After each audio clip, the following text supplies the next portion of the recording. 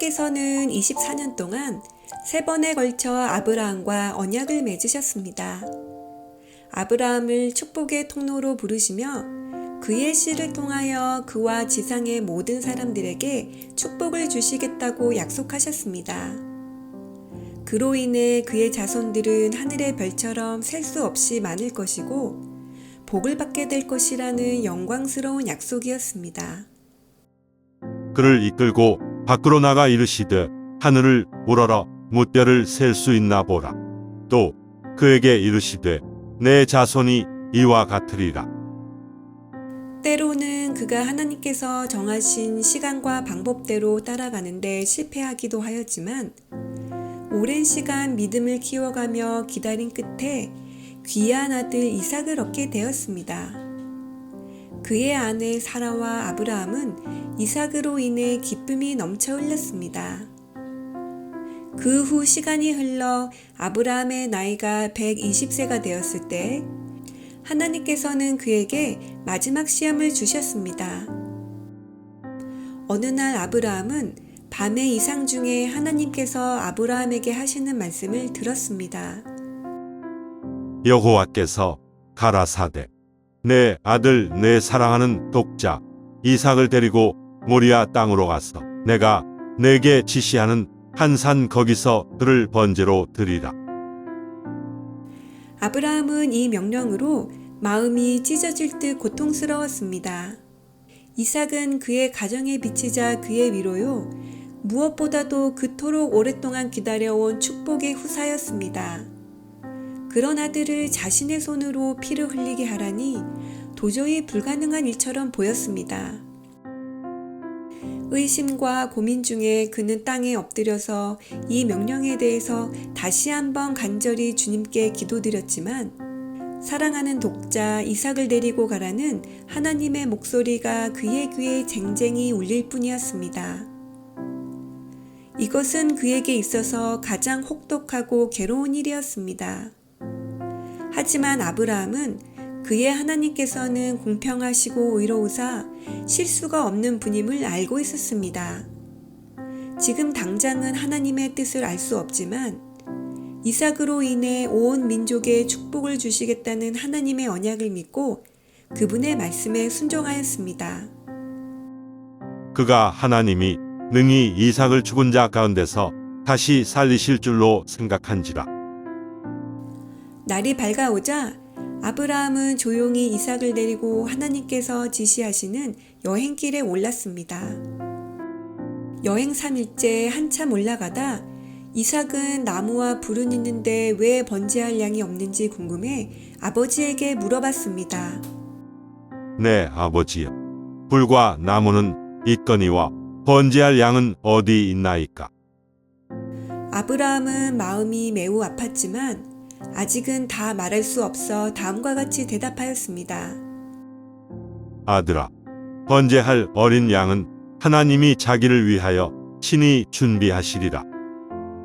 지정된 장소에 이르러 제단을 쌓고 그 위에 나무를 올려놓았습니다. 그 후에 아브라함은 떨리는 음성으로 모리아 산으로 오게 된 하나님의 지시를 아들에게 알렸습니다. 이삭은 그의 운명을 알고 두려워하고 놀랐으나 아무 저항을 하지 않았습니다. 그는 혈기왕성한 청년이었기에 얼마든지 그 뜻을 따르지 않을 수도 있었으나 이삭은 아브라함의 믿음을 나누어 가진 사람이었으므로 하나님의 뜻을 따르는 것을 조용히 순종하며 받아들였습니다.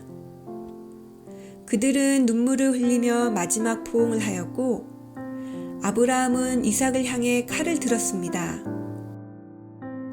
이때 하나님의 천사가 그를 부르는 소리가 들렸습니다. 여호와의 사자가 하늘에서부터 그를 불러 가라사대 아브라함아 아브라함아 하는지라. 그 아이에게 내 손을 대지 말라. 아무 일도 그에게 하지 말라.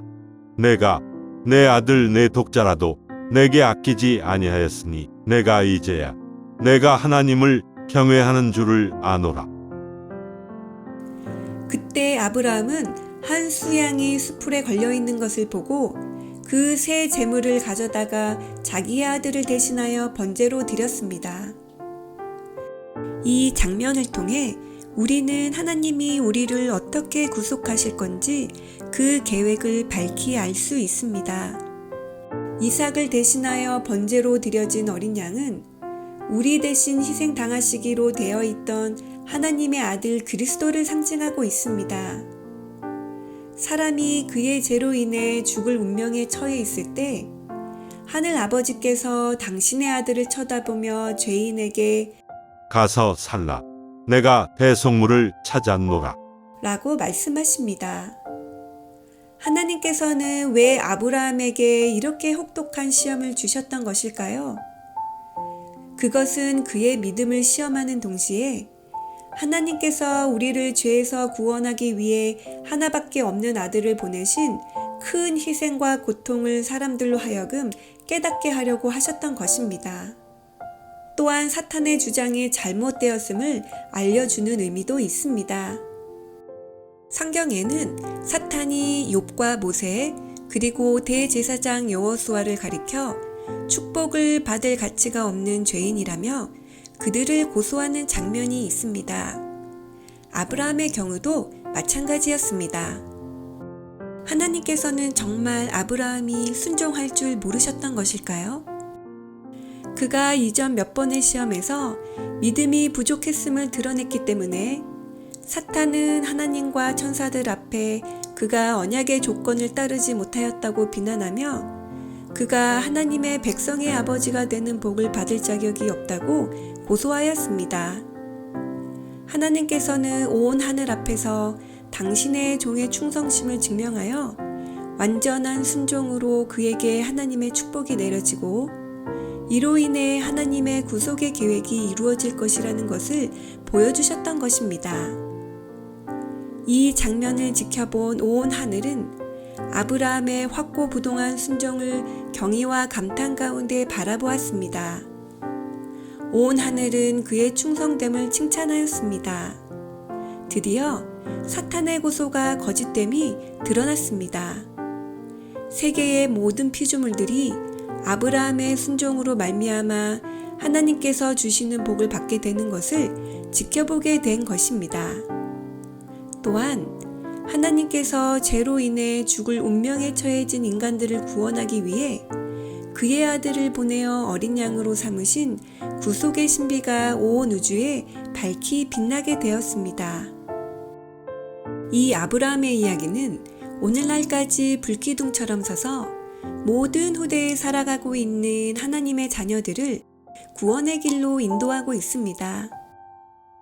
하나님의 사랑이 우리에게 이렇게 나타난 바 되었으니 하나님이 자기의 독생자를 세상에 보내심은 그로 말미암아 우리를 살리려 하심이라.